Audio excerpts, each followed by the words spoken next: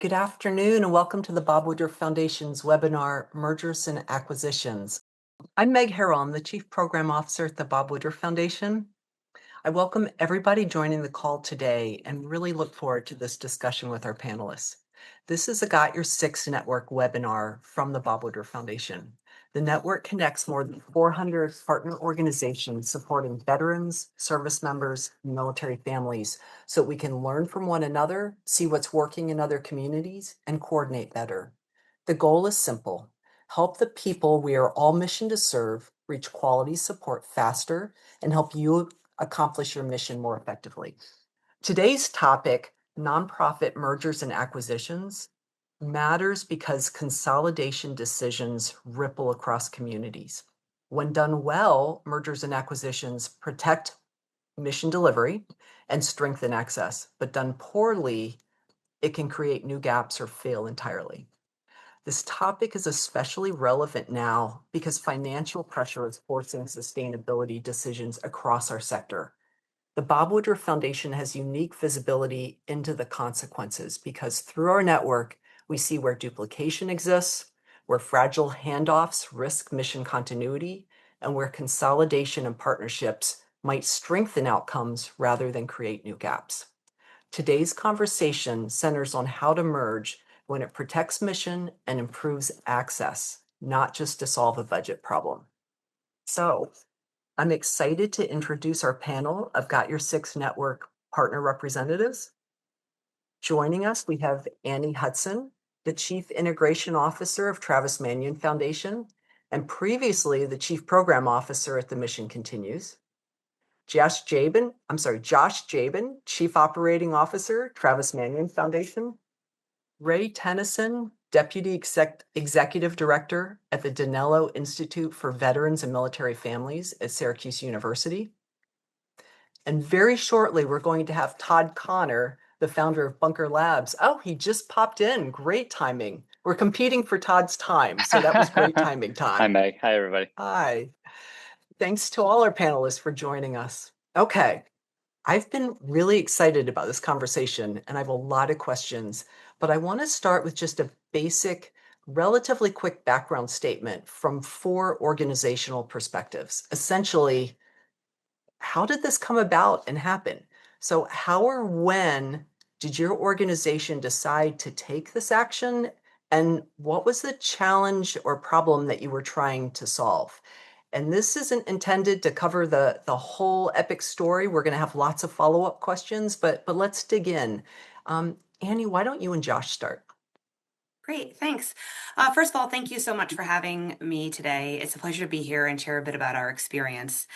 Ultimately, this was a board-led decision. We were at an inflection point during a leadership transition, and our expenses were greater than our revenue, but we still had a very strong cash balance. So rather than waiting for the situation to become urgent, we chose to explore partnership from a position of strength. And that's really how they started to come up, that's how it come about. Great. And I'll add to that, this was a conversation that we had started years before the situation that Annie's referring to. This was a conversation that I used to have with the former CEO, Mary Beth, years ago, talking about how much our missions overlapped. And we made lots of attempts to work together and to collaborate to best serve the veterans that we serve. But then once the Mission Continues had some leadership transition, the stars aligned where it really made sense for both organizations to come together. Thank you.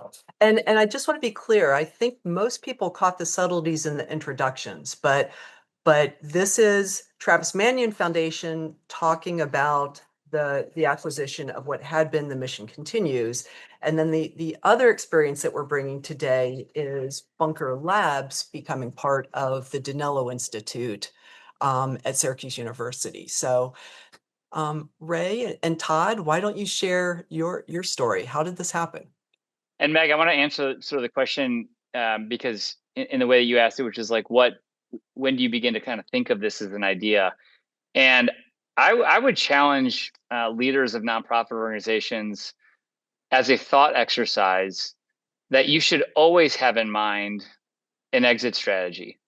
Because absent an exit strategy, what you're implying is like this is an organization that should exist into perpetuity. And I don't think that that's what people want. And I don't think that that's what's healthy. I don't think any business or entity sort of is built to sort of exist into perpetuity, other than like perhaps faith institutions. And so if it's not built to be into perpetuity, the question is, what is the finite purpose of the organization that you're building? And I think it's an important intellectual exercise for nonprofit founders to go through. The research better than me, Meg, but I think there's some 85,000 veteran nonprofit organizations, VSOs, as identified in the tax code. 80 to 85% of them are doing operating with revenues of less than $100,000 annually, and so you have a lot of small, like what I would describe as like very well intended, kind of subscale projects happening in service of the military veteran community. But I think the foundational question for leaders and for the organizations that they lead is like, what is the change that we're seeking to cause as an organization, and if we can kind of scale that change through advocacy, through larger organizations sort of adopting our practices and our approaches towards the veterans ultimately getting what they need by way of services and solutions, then I think it's healthy to sort of in your mind have an expiration, not so much a date, but an end state scenario in which the veteran is getting and their spouse and their family is getting served in the way that we hope for. So that's been I would say a day one consideration. Even in the earliest days of Bunker Labs, we developed our mission statement, and at a leadership retreat in 2016, in reading the mission statement, which was very centered on the impact that we're trying to cause for military veterans and their families, and the power of entrepreneurship. I don't remember exactly what the mission statement was at the time, but it was some version of to help veterans and their families start businesses. And I said to the leadership team, and I meant it, if we can find a way to do this and do it more impactfully and do it better and more at scale, and if we can do that beyond our organization, if there's another organization that can do that better than us, then we should go support that thing. Like, in other words, serving the mission is not the same as serving your organization. Like, those things are distinct. And I think that really gets lost for a lot of nonprofit leaders. And so the short answer is it's always been a question in my mind about what's the end state of Bunker Labs. And I couldn't have said it was this year or it would be a decade or 3 decades. But it's been a present question forever. And then I think during COVID, is really when we got, I think more serious about the question, driven by a longstanding relationship with the IVMF, driven by an understanding of the accretive nature of us, potentially putting our platform along with the IVMF platform. And we can talk about the mechanics of that, what that looked like, but that we could create a scenario that was 1 + 1 = 3. And there was a couple partners that we were kind of looking at where we thought that could be possible, including some smaller ones along the way. So we had, over the course of a decade, a half dozen conversations with organizations seeking to be acquired, organizations that we thought could be potential partners to acquire us. And then the conversation sort of evolved from there through the longstanding relationship that we had with Ray and the team. So Ray, from your perspective, how did this land on your doorstep? Yeah, I mean, I'll pick right up where I think Todd left off and was a good tee up. We had known Todd, myself and other folks on the team since he launched Bunker, and we had done some complementary programming with them through the years. I think had a very shared sense of values in that, it was never our goal to go out and build and duplicate. We only wanted to launch a new program or new initiative if it could be best in class. And while we were also running veteran military spouse entrepreneurship programs, the programming that we were offering was very different than what Todd and the team had built at Bunker. So it was very complementary based on where someone was in their business cycle or their entrepreneurial journey, as we often call it. And so we had had some of the current leadership team up to Syracuse, really not to talk about acquisition, more about we were talking closer partnership, helping them with some potential evaluation work of their programs, to help them to continue to really show the value out. And from there, it just sort of started organically. You heard Todd say they were having some conversations with other organizations. That got brought up and I think called Todd and Blake Hogan, who was the head of the organization at the time, and said, if you're looking, why not us? And the conversation just sort of started organically from there. Josh, you and I have spoken about how timing was really important to your decision and that it really mattered that the mission continues had a healthy amount of assets. Can you talk to that? Yeah, and it's interesting because I think both the examples that we're talking about today both underwent these mergers when organizations were in a position of strength. And I think that's really important. I think a lot of times when people think about mergers or acquisitions, either they're not thinking about them at all, or they're thinking it's when I have no other options that I would go and look to get acquired. And if you do that, I think you'll be too late. And I think it would be very difficult for an organization to acquire you once your expenses are too high compared to your revenue. When we started talking to the Mission Continues, they were still in a very healthy financial position. They had a very healthy balance sheet. Annie alluded to they had some leadership transition, which changed the annual operating budgets. That expenses were going to be higher than revenue, and so that while they were going through a leadership transition, and with the backdrop that these conversations had already taken place about the alignment in our missions, maybe even some overlap in our missions, we both provide service platoons and chapters, which offer veterans ways to volunteer within their local community. And a lot of times we were doing it at the same times of the year, and a lot of our members were overlapping. So we had already had the discussions, like Todd and Ray are talking about, where we had already planted those seeds that we should start at a minimum collaborating more or partnering. And then once the Mission Continues had their leadership transitions, and from a place of strength, it was able to expand into would it make sense for us to formally merge and for TMF to be the acquirer. So I think that's really important for people to understand is you really have to do it from a position of strength. I agree with Josh 100%. I actually think that, if Bunker hadn't been still at a position of strength, this would have been an utter failure. Because you need that strength from both in strength from the balance sheet, but also strength from a programmatic perspective, an impact and outcomes perspective, and I think a culture perspective too. And Bunker had all of those, and so it was a easy choice to make because we saw that strength. The other point I'll add to it that I think something that really benefited we went us when we went through it with Bunker is that we had two large funders who were overlapping funders. So JP Morgan Chase and USAA were both large and longtime funders of both the IBMF and of Bunker Labs. And so we really leaned into that early. We brought the funders, specifically those two funders, into the loop early to explore it with them. And they were 100% behind it and supportive of it. And that made the process of, transitioning grants, contracts, and future work and strategy just all that much easier. Even if we accept that no nonprofit should be infinite, and Todd, that's a really excellent point. I'm guessing there are nonprofit leaders, here with us today wondering, but why did you give up the ghost? Like if you were still strong. So Annie and Todd, can you speak more to that? Like when did you decide, how did you decide we really should?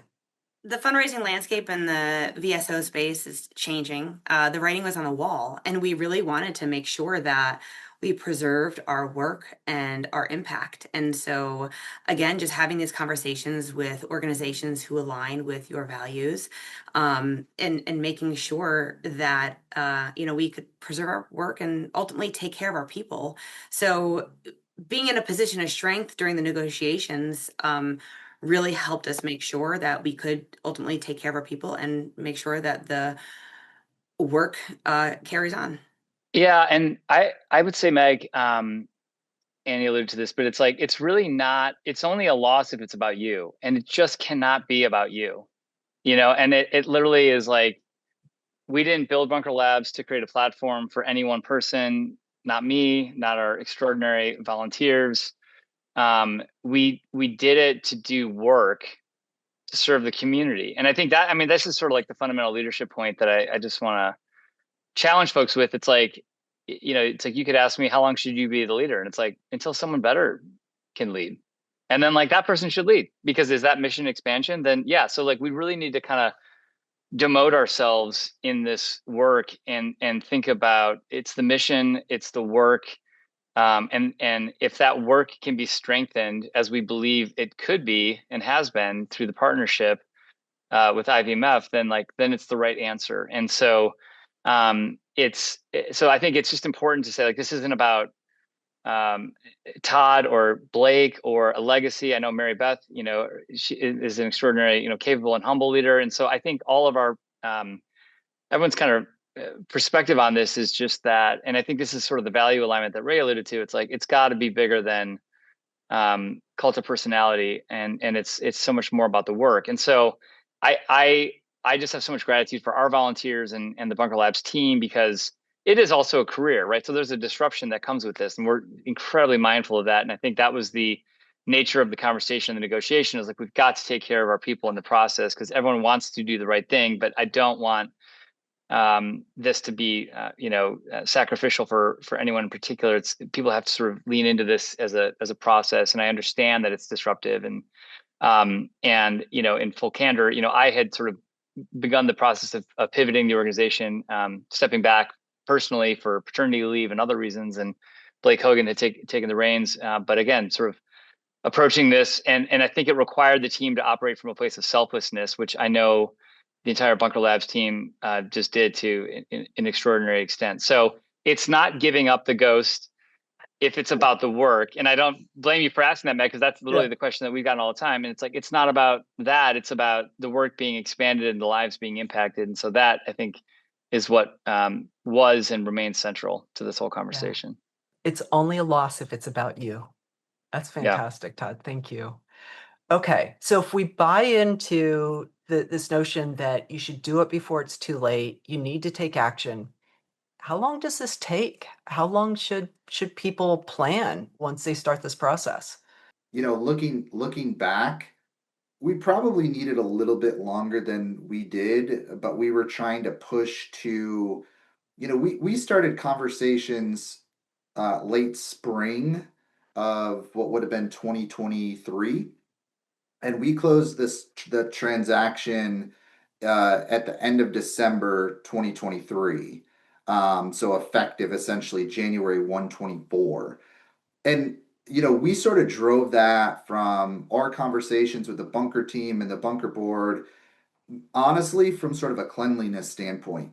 Bunker and operated on a calendar year FY, and so from closing the books, winding down the organization, and then bringing employees, which is a whole thing to go to, right? When you're bringing a number of employees who are with an organization on December 31st and on January 1st now have to be set up with a new organization and ensure benefits continuity and all those types of things. But that was going to be the cleanest way for us to do it. So I give a ton of credit to the bunker team and the team from the IVMF side that worked on. We really closed about 6 months. I would say if you're going through this process in earnest and kind of initial conversations, you have to give yourself a 12-month runway for real proper planning, due diligence from both sides, contingencies. But we were able to push it ahead and close. I don't think we would have been able to do that if there wasn't already trust there. Again, we had operated with Bunker for a long time. We knew Blake well. Blake was a graduate of our programs when he left the military years ago. We had known Todd forever. So there was already a high degree of trust there. I'll echo at least 12 months. When you think about all the different checkpoints along the way, from an initial conversation of, hey, we think that this makes sense for our mission, for how we support the veterans, and we think this is in their best interest, to actually going through all the steps in the process. For us, we were very fortunate that the Mission Continues had a very strong relationship with McKinsey, and McKinsey offered to help us do a due diligence process and helped us put together a integration plan. And in order for both boards to feel comfortable to keep progressing, we had to go through that process. And so there was multiple checkpoints along the way where initially the board said yes, both boards said yes, we think that this makes sense. Let's move forward to the next step, which is bringing in McKinsey to go through the process with our leadership team and their leadership team to look through financials, to look through programs, to decide what makes more sense. Who becomes the acquirer? Is it a merger of equals? And then what are the implications of that? And then to bring that back to both boards and say, okay, now you have all the information. Do you want to keep moving forward up until the end result, which is when you actually sign a piece of paper that agrees to the merger, and then from there a couple more months until closing. It's just a very long process, and there's a lot of checkpoints along the way. So at least 1 year. How long was it for you? It was right around 1 year. I actually just Okay. went into my document looking at the time, and it started in November, and we actually closed the following September. So it Okay. actually, I'm sorry, it actually started in October and closed the following September. So it was right around 1 year. There's also a cost to doing this, right? If you're merging or acquiring another organization, there there's cost to this process. Um, Ray, Josh, do you have an estimate of, as the receiving organization, what this cost you? We're still in the middle of it. So full disclosure, we closed in September. So we're only about 4 months into the integration process. It's going to take us another full year from the time that we actually closed until the time that we are fully integrated, all using the same systems and processes, and our staff are fully aligned, and all of our chapters and the service platoons are fully integrated. It's going to be about another year. So, about 8 months from now. And, for us, this was a really large acquisition because both organizations were about the same size. We both had about 8,000 volunteers that we supported. And so we brought over 14 staff members, most of which are on the program team, where we have not changed anything for the mission or the programs of all the service platoons that the mission continues had. The operations have continued, and so for us, it's about $3 million. I mean, I'll put out the number. It's about $3 million this year in additional cost to fund the additional staff. We're still operating two different systems, which is not inexpensive, and all the other costs of integration. So, I don't know if that's. I think it really depends on the size but for us, because it was so large, there's a large cost associated. But again, I'll also say that we're in a good position because the mission continues also had very loyal supporters who are willing to come along and help fund these costs as we're integrating. And most of that $3 million, a small portion is one time to help with the integration, but most of that is actually continuing operations. The staff members that came over, they stay on to continue to support the veterans. The resources that go to the service platoons to serve and to support each other, those will continue.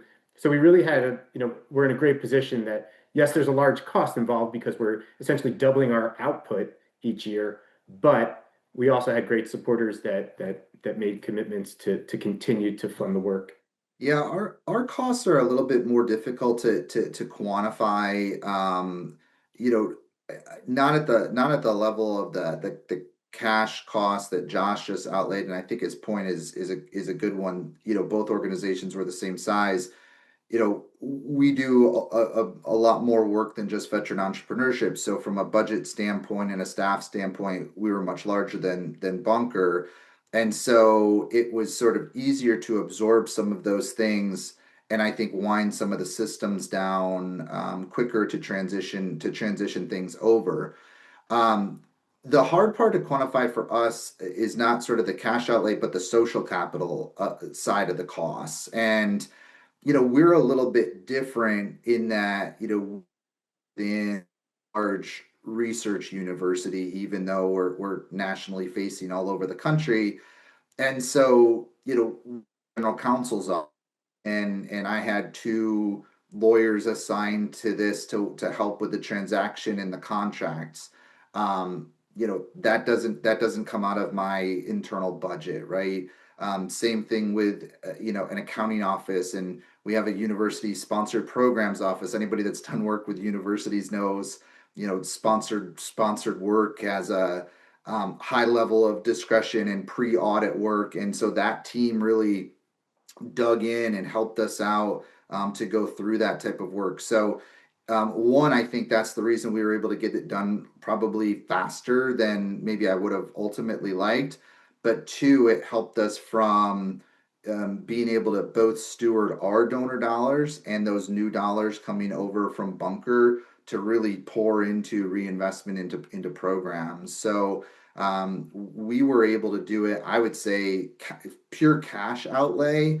I'm going to peg it at, around $500,000 probably when all was said and done, but a lot of people costs and effort that went into it, both from our side, but from the Bunker team too. And you're often asking folks to sort of take some of this work on as an additional duty, from the strategy side of the work to the due diligence that had to take place. And so that time is always the more difficult one to quantify, and you try to reward those folks in different ways. But I think it goes back to what Todd said, just a lot of selfless work by a lot of different folks to get it done. We had sort of a running joke throughout the process, and people hear M&A and they automatically think private sector, right?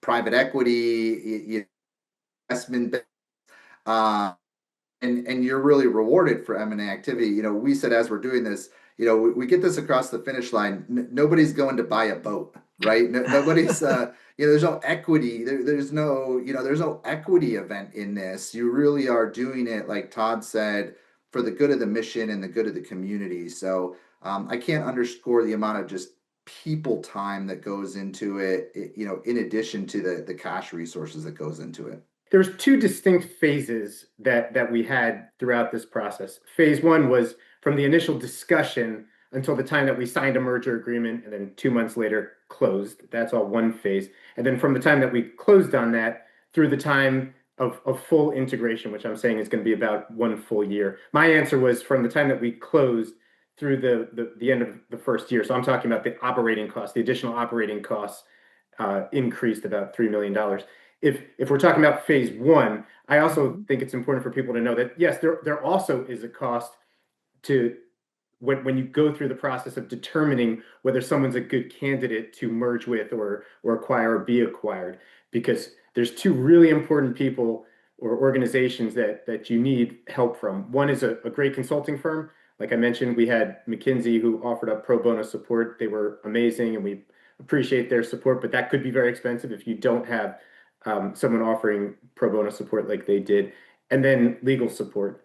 And again, McKinsey was able to help us find incredible legal support that also served us pro bono. So the phase one costs from the time that we first started discussing merging both organizations until the time that we closed, we also did not have a lot of monetary expenses. It was more people time, and but then there's also the additional costs of integrating, which a lot of times you end up operating two different systems, and there's a lot of costs involved before you fully integrate into one team with one system with one process. And I just want to make clear those two different phases. Right. So much to think about. Okay. Annie, I'm looking at you because you were part of the Mission Continues leadership. Now you have an important role at Travis Manion, but not all of the Mission Continues staff continued at Travis Manion. Can you talk to those decisions in that process? Because I have to assume that was not easy. That was one of the hardest parts in all of this, because you're dealing with people, their livelihood, their jobs, their job security, financial security, and also people who have been at the organization for a really long time and who are invested in what we do, and they've really helped grow the organization. So as as a leader, you have to stay mission focused and remove the emotion from it because you're going to feel awful.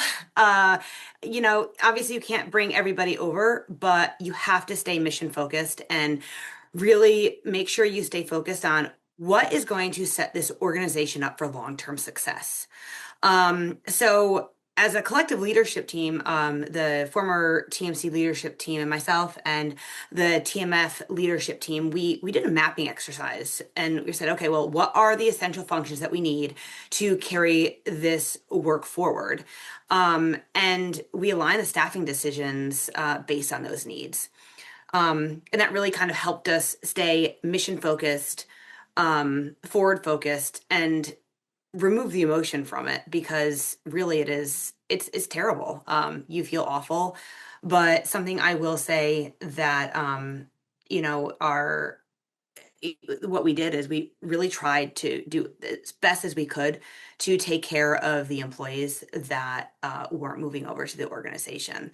TMF and our interim CEO, LaCosta Moore, she did a really great job in working with TMF and making sure that the employees who didn't come over were taken care of. Ray, Todd, I assume you made the same sort of staff continuity decisions. Can you talk to that? I mean, I think everything Annie said at the end of the day, it's human choices, right? And people have kids and mortgages, and we were also very sensitive to that through the process. There were only a couple individuals we weren't able to bring over, just frankly from redundancies. Like none of it was performance or personal. It was all about okay, making this work. And so there were a couple just key redundancies, and then there were a couple other people that we knew that we needed to help. To Josh's earlier point about transitioning systems and technologies, and so we offered them roles to come over as contractors, sort of time limited contractors, both of whom were phenomenal. And we actually ended up extending a few times throughout the integration as well. But that was probably the toughest part of it is those couple of individuals who we knew it didn't make sense to make this move over. And just like Annie said, we worked with the bunker team and in a very transparent way of, okay, what does it look like to take care of them? And we made sure to do that while they were still bunker employees. And there's a lot of reasons for doing that, all of which, benefit them as an employee. And so consult legal and the right folks to make sure that we weren't setting them up for failure from a timing perspective or how it was done. Um, and so it was just a lot of open communication between, myself, the bunker leadership, and the board as we move that forward. It really is like, first of all, sort of think about nonprofit merger and acquisitions, and mergers and acquisitions are different. In the for-profit context, there's like an economic model and economic frameworks that sort of drive this decision making. Those frameworks don't exist in the nonprofit sector, which is largely why you don't have. It's largely like an immature or rare activity to see more nonprofit mergers because there aren't those economic frameworks. So it's harder to kind of align the assets in ways that are commonplace in the for-profit sector. And so if it's not through economic modeling, how do you drive decision making in the nonprofit sector around merger or integration, which is actually kind of the parlance in nonprofit. It's not so much acquisition because you cannot buy the assets of a public corporation. So it's a merger and integration is actually the parlance Okay. in nonprofits typically. And so then the question is, how do you build a framework for that? And it's you do it through, like, I think cultural assessments. You do it through thinking about the program models, and fundamentally, at least my view always was like, what's accretive? Like what are the 1+1=3 scenarios, and with which organizations can you create those scenarios to further serve folks? And then so we felt like we had that obviously in the partnership with IVMF. Our board saw that. Blake Hogan, who was leading the organization, others involved on the bunker side as well as the IVMF side. And then what you're really worried about at that point is just sort of like staff continuity. So it really, like, the further up you move in the org chart, that's where the redundancies lie. So it's really like in our senior leaders, and I give Blake and Becca Hogan and some other folks just a ton of credit for stewarding this process along, because at the end of it, like, what you do need are program staff. What you need less of are people in senior development roles, senior finance roles, in executive director, right? Like that's actually where a lot of the tumult lies. And so we were happy in the process to make sure everyone had sort of continuity and or, I mean, just about everybody got job offers. And then some folks had decided that they just wanted to move on. Other folks, were in a position to move on and wanted to move on. So, and then things evolve and change over time. The thing that I feel like the most gratitude for is probably just our volunteers who poured into this mission. And what you worry about is that they're going to not feel like their contributions are somehow lost or diminished because a brand doesn't sort of exist into perpetuity. And so, that's probably an open anxiety I have. And I just like always want to thank people like Trey Brooks and Emily Bader and others that, have been so important along the way and helpful in our growth. Ben Armstrong, Dewan Wiltshire, some others that I know are on the call as well. So that's, I think, where, I don't know, that stays very present for me, but it's not so much financial modeling. It's a set of other considerations if you do this. When I first framed this question, and I'm going to ask, who you shared this with, how quiet did you feel you had to stay while you were going through this process? I was thinking about externally facing, who did you tell? But as you talk about staff continuity and making sure that you keep the right staff, you take care of your staff, I'll also ask about the timing of when did you tell people internally? Like, when do you decide that this is a talking point?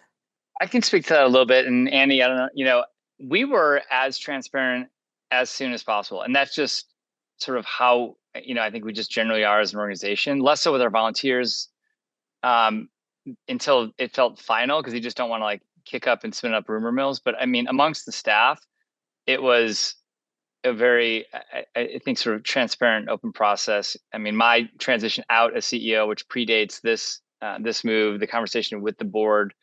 And so I think my instinct on this is to socialize it where possible and know that, particularly if you can come in and say with confidence that because you're doing this from a position of strength, we know that folks are going to have a job on the other side of this. So let's not let that be a driving consideration. Like, let's speak to your personal anxieties, and then we can kind of pivot and talk about the mission. And I think I couldn't tell you exact dates, but I know that just as a principle, it was like, let's do this as soon as possible. And the team largely felt, I think, consulted in the process. I mean, they would be the ones to tell, but that was at least, I think, a guiding principle. And that's not always possible because there are sensitivities. I think important constituencies in this include obviously your board, your staff, your volunteers, and then importantly, your funders, right? And your funders are really, I mean, that was, I think, really central to us, was like, we've got to create buy-in and confidence with our more significant funders, JP Morgan Chase, kind of chief among those, but others that Ray mentioned, USAA, others, foundations that were funding us jointly, some that were funding one of us, and we wanted them to be enthusiastic about the opportunity. So there was a deliberate set of phone calls to all of those key partners to say, look, we think this is strategic. We think this is accretive. We're enthusiastic. We think you should be enthusiastic, and do what you can to lock in multi-year grant agreements to create that continuity. And I think all of our key donors really rose to the challenge in ensuring that was possible. At the Mission Continues, it was definitely a fine balance. At the very beginning, at the beginning of the conversations, we tried to keep it as tight a circle as possible. I mentioned before, we were in the middle of a leadership transition, so there was already a little bit of just wondering what the next steps were for the organization. And at that point, we were concerned that if we shared with them that we were having these conversations, there would be a mass exodus of staffing, or volunteers would leave, or there would just create more angst and anxiety about the future, the unknown. So we were trying to create as much stability as possible. But as the conversations progressed, due diligence requires you have to bring more people into the conversation. And so at that point, I think it was in April. It was in April of 2024. We closed in September of 2024, when we essentially made an announcement to our staff just saying, hey, we are in talks with this other organization. This is what's happening. And we didn't want fear to drive speculation. But we hadn't signed a deal yet. And so we were still unsure whether or not it was going to happen. And so we were trying to protect our work and make sure that, our volunteers, our service platoons were still activating. So it was a very fine balance of, transparency, discretion, and, wanting to be honest, but like we talked about earlier, these things take time and there's a lot of back and forth. And so, well, you know, as a human, you want to tell everybody every day the updates, but there's nothing to tell because we're trying to figure out exactly what this is going to look like. So I guess the short answer is we told everybody in April of 25. We closed in September of 25. And then when we signed the deal in July. July, we brought in a few key funders just to make sure that, hey, we're thinking about doing this. Will you support this? And ultimately we had a ton of support from our funders, and bring the staff under the tent, really help them understand why we're doing this. It's a really interesting discussion. I hear Todd saying, we were very transparent right away. There's this big trade-off, right, between transparency on the one side, which I agree, we all want to tell everyone from day one, hey, this is a discussion we're having. But on the other side, you also have to think that until you sign an agreement, you have nothing. So, in this case, the mission continues. They have to operate for the entire year that we're talking about this, with the assumption that they're still going to be independent, and they still have to go out and fundraise, and they still have to go out and operate, and they have to do everything. And so, I think from our point of view, we tried to keep a tight circle, because we didn't want to create angst. We didn't want people to be nervous. All the questions that people normally ask: am I going to be out of a job? How's this going to affect me? Should I go start looking for another job? And so until we actually had a signed agreement, we didn't have anything. Now, like Annie said, we were actually forced to tell staff, before we had the signed agreement, because it got out and people started learning about it. And so then we had to go back and say, hey, yes, we're in discussions.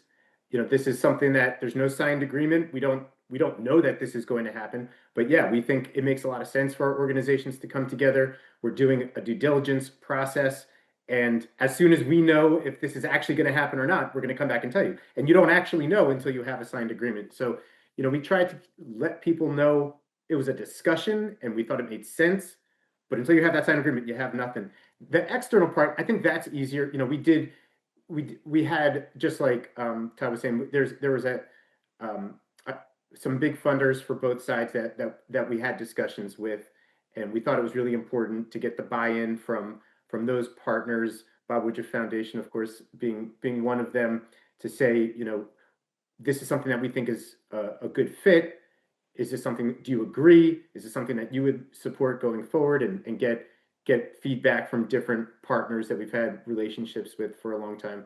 But as far as staff, we started out with a very tight circle of just the executive leaders getting together. But then as you go through the due diligence process, you have to start expanding that circle, and bringing in your head of marketing and your head of HR and all the different departments, so that you can look under the hood and you can start seeing if this fit is going to make sense. And then once you start to think that it's going to make sense, then you have to start that integration planning very early on, to make sure that once you sign and then close, you're hitting the ground running and you have as much information to share as possible at the time. And as that circle widened, unfortunately for us, because I think it caused more problems than good, some of that information got out before we were ready to share. And there was a lot of people involved. At the time we had 85 staff members. The mission continues. I think you were at around 40 or so staff members. And so there's just a lot of people involved and a lot of emotions and a lot of, and we really didn't want to have to tell people until we knew that something was going to happen. And we certainly didn't want to put the mission continues at risk in any way if for whatever reason it did end up happening. I think a key decision is just about the pacing of this process. And there's an expression in the private markets that time kills all deals. And so typically in the M&A markets, the private markets, like there's a just a sort of an impetus for speed of execution because like slow processes can like rattle confidence in customers and investors and others. In the non-private sector, it's different, but at the same time, there's trade-offs, as Josh is saying, right? And I think there's arguments for like a slow and deliberate process, and then there's arguments which I would sort of describe. The process with Mission Continues and Travis Manning Foundation is like a slower and deliberate process. I think our process was, I don't want to say it wasn't deliberate, but it was faster. And there are puts and takes to those. And I think I'll go back to, just sort of the foundational thought that like you want to have these relationships before you need these relationships. And so it was, I think we would not have felt comfortable moving faster with a different organization where we didn't have sort of like an embedded understanding of their programming model. A lot of our volunteers had been through IBMF programming, vice versa. Like, so there was this kind of cultural relationship that already felt foundational from which we could build. And so I just think I want to elevate that as a question for folks that are entertaining this process is like the pace at which you choose to do this is really important. Same thing with hiring. It's like you can have a 12-month interview process that's really rigorous, but like, do great candidates want to stick around for that long of a process? So I think treating as intentional a question about the speed of the activities and conversations is an important one. Totally different question. At the Bob Woodruff Foundation, we would like very much to be a confidential facilitator, a resource to our Got Your Six partner organizations that might be considering what I now understand, thanks to Todd, is a merger or integration rather than acquisition. If we had been involved sooner with you all, how could we have helped? I think through the process, Meg, one, I think it's a great idea. I think to have a sounding board for these types of things, or also a neutral sort of convener if things start to go down the right road could be really, really helpful. I mean, Todd's right. Ours was much faster than what Josh and Annie went through with TMF and Mission Continues. And there are trade-offs to those. As I think back, our process was fairly smooth because it just went back to longevity of relationships and partnerships. But I think especially if you're starting from a place where maybe those relationships don't exist, or those relationships are new, or there's not longevity of partnership, having somebody to come in the middle, sort of help to kick the tires, think through what's the ultimate goal. Is this an opportunity to increase impact in whatever space you're operating in, whether it's the VSO space or another line of effort? I think that could be very helpful. I'll add to that just quickly, Meg, and say I think the role that kind of trusted partners like Bob Woodruff Foundation and funders can play is probably two things. One would be to convene these conversations in a structured way if organizations come with an interest in exploring this. I think to be sort of a neutral arbiter of facilitating those conversations. I think the second is helping ensure financial continuity for the organizations amidst this transition. So I think that could be a powerful lever that an organization like Bob Woodruff Foundation potentially could exercise. And then I think the third is maybe, like consulting support or third-party support of folks kind of coming alongside. And I think the gut check for leaders that are interested in this process is like, you have to be willing to, because I go back to other organizations that approached us about Bunker Labs acquiring them along the way. And what the challenge always was like, if you don't want to change anything about the way that you're doing it, then there's no business case for a merger integration. And we had too many organizations that sort of wanted to not have to do their own fundraising, but didn't want to change fundamentally how they went to market and serve veterans. And I'm like, then we can't create, I'll use the word again, an accretive scenario. Like, we're going to have to both evolve in doing this in order to serve the veterans. Otherwise, it's just 1 + 1 = 2. And we're trying to create a 1 + 1 = 3. So things will have to change. And you got to have leaders of these organizations that are willing to put kind of egos and logos aside and figure out what those scenarios could look like.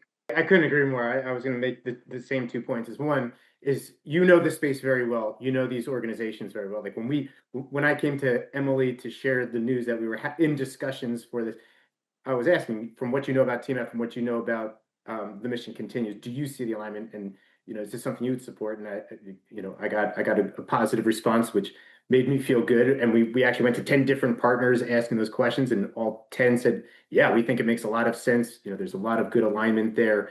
We think you should move forward. And so it was great to get that validation that the fit made sense, not only from our perspective, but from the partners' perspective, who had been funding both sides for many years. So I think just the fact that you know the space so well, when somebody says, hey, I'm thinking about doing a merger with so and so, the alignment, and you know that they're doing it for the right reasons. If anybody thinks about doing a merger for financial reasons, that they're going to gain any revenue from it, don't do it. It's not worth it. It only makes sense if you have that programmatic alignment, if it's going to help you grow in the area that you actually want to grow in. And I think you know the space well enough that you can help them decide who fits together in the right way, where it's going to add value. And then, like Todd said, the second part, we were just so fortunate that the Michigan teams had that relationship with McKinsey, and we were able to get that pro bono support very early on to go through the process the right way. I can imagine for a lot of organizations, they don't have that sort of support built in. And then from there, the legal support was next. And I would agree. I think, helping with fit, and then helping with some consultants to make sure we're doing it the right way. I've seen some questions come in, and we're not going to be able to do justice to many of them. But one I think we should touch on. What are you technically actually doing when you're like signing off? Are you dissolving one nonprofit? Are you creating a third entity? Like, what did you do? What are you signing at the close? So there are different types of merger agreements. There's not just one size fits all. We had actually gone through a couple iterations of exactly how it was going to look, but in the end result, in our situation, yes, the decision was made to do a one-step process where the two organizations would merge. We would dissolve the Mission Continues as a brand, and Travis Manion Foundation would remain. For a while, it looked like we were going to do a two-step process where we merged first, and then after a period of time, we would dissolve the Mission Continues brand. And there's positives and negatives for each of those scenarios, and those are things to talk about with the lawyers. And make sure you get good lawyers if you go do this. We had great ones, and that really helped decide the best way to structure the merger agreement. I'm watching the clock. Here's a speed round for you. What did you wish you knew before you started this? We did not have a fully baked plan on day one because we did not have full visibility or access to each other's systems pre-close. And that was really, really hard. I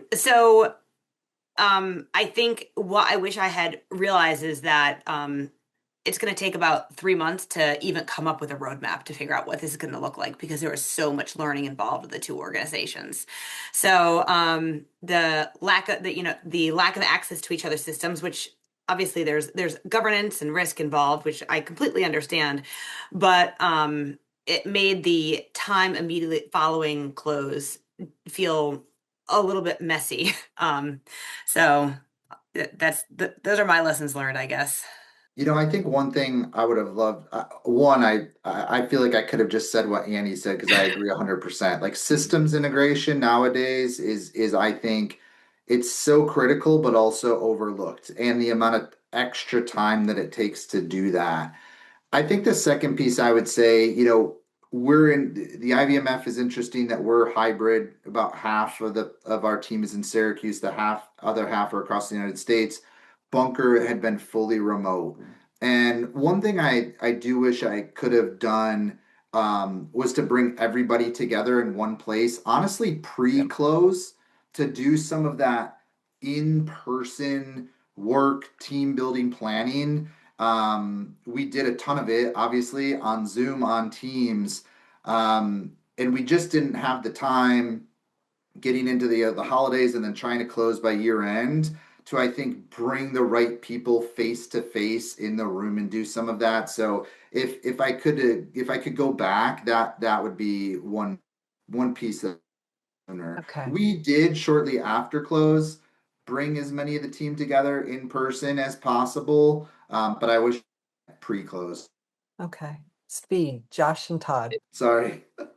Mine's quick. Exactly what Ray said. I wish we could have brought the team together for kind of a team building and built enthusiasm and help folks kind of beyond the leadership level see their new peers and begun the collaboration conversation sooner. But those are hard things to Good. kind of map against public timing, and but that would have been a great thing to do. I wish we had created a letter of intent in much more detail on paper from day one. We had some good principles that we aligned on, like Annie mentioned, making sure that we take care of people was number one. And in the end, we had great leadership that made sure that we did it the right way. But there were some details that came up at the end that we could have avoided had we put everything in writing at the beginning. I'm so excited to see where your organizations are today. And this conversation, I think, just really underscores how selfless some of the decisions that you made were to further your mission. So at the foundation, we're really honored that we hosted you today, and we appreciate your candid, insightful remarks. So thank you for joining us. Thanks to everybody that attended today. We'll be sending out an email with a link to this recording, and we encourage you to share it with your networks. Thank you to all our Got Your Six network partners, but especially to our amazing panelists today. Thanks, Meg. Appreciate Thanks, it. Meg. Appreciate Thanks it. everyone for tuning in. Take care. Thanks. Take care. Bye-bye.